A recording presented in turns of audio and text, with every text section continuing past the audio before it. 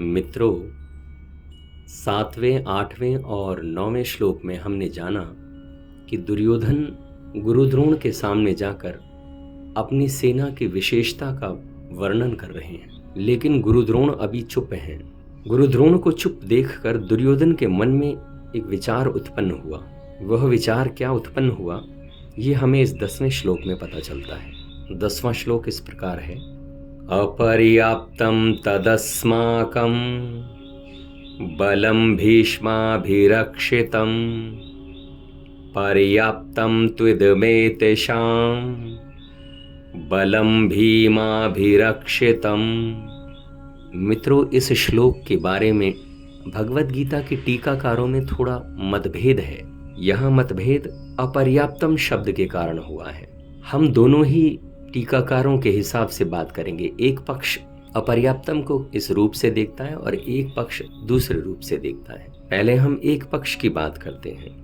यहाँ कहा गया है अपर्याप्तम तदस्माकं बलम भीष्माभिरक्षितम, अर्थात यहाँ पर इस प्रकार इस श्लोक का अर्थ जाता है कि हमारी यह सेना पांडवों पर विजय पाने में अपर्याप्त है, असमर्थ है, क्योंकि उसके संरक्षक जो कि भीष्म पितामह हैं, वो दोनों ही पक्ष के कौरवों और पांडवों के पक्षधारी हैं। इन पांडवों की यह सेना हम पर विजय पाने में पर्याप्त है, समर्थ है, क्योंकि पांडवों की सेना का जो संरक्षक है वो भीम है, और भीम कोई हमारे पक्ष में तो सोचेंगे नहीं, भीम सिर्फ एक ही पक्ष में सोचेंगे।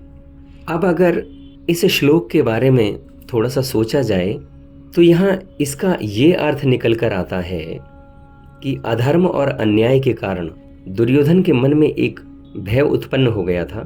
वो अपनी सेना के बारे में सोच रहे थे कि हमारी सेना बड़ी होने पर भी पांडवों की सेना से 4 अक्षौहिणी बड़ी थी। कौरवों की सेना 11 अक्षौहिणी कौरवों की सेना थी और 7 अक्षौहिणी पांडवों की सेना थी।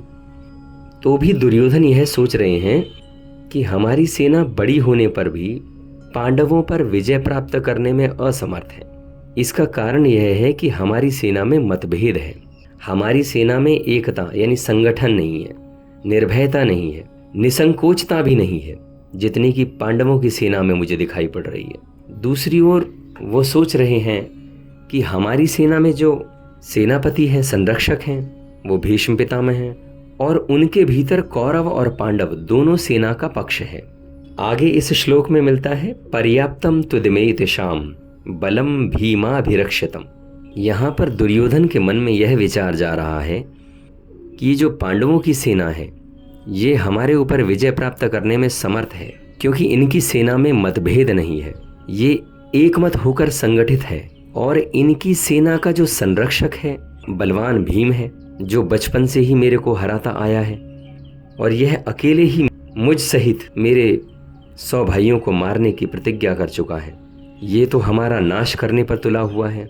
दूसरे मत के अनुसार इस श्लोक का अर्थ इस प्रकार जाता है कि दुर्योधन कह रहे हैं हमारी शक्ति अपरिमेय है, अपर्याप्त है, असीमित है, क्योंकि हम सब पितामह द्वारा भली भांति संरक्षित हैं, जबकि पांडवों की शक्ति भीम द्वारा भली भांति संरक्षित होकर भी सीमित है।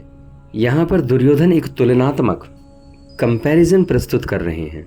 वो सोचते हैं कि अनुभवी सेनानायक भीष्म पितामह के द्वारा हमारी सेना पूरी तरह संरक्षित है, इसलिए हमारी जो सशस्त्र सेना है उसकी शक्ति अपरिमेय है, जबकि दूसरी ओर पांडवों की सेना सीमित है, क्योंकि वहां पर कम अनुभवी नायक भीम उस सेना का संचालन करने वाले हैं, और भीष्म की तुलना में भीम तो सिर्फ नगण्य है। वास्तव में दुर्योधन हमेशा से भीम से ही ईर्ष्या करते आए हैं, और वह जानते हैं कि यदि उनकी कभी भी मृत्यु हुई तो वो सिर्फ भीम के हाथों होगी, और यहाँ उन्हें पूरा दृढ़ विश्वास है कि भीष्म की उपस्थिति में उनकी विजय निश्चित है, क्योंकि भीष्म श्रेष्ठतम सेनापति हैं।